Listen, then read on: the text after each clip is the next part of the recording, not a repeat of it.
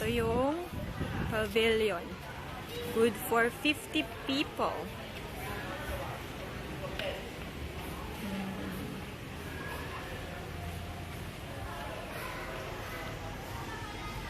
Tapos dun yung pool.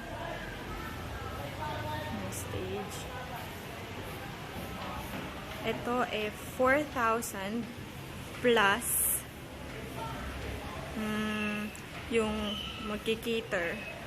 May 10% silang cater survey. So, parang ito naman yung papuntang magpapalabas na tayong pavilion. Yun yung pavilion. Bas tayo. Punta tayo sa may poolside.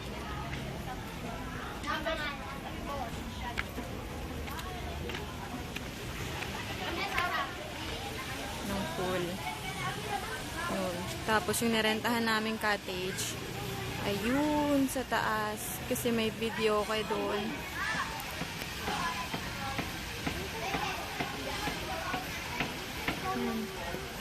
Ganda, no?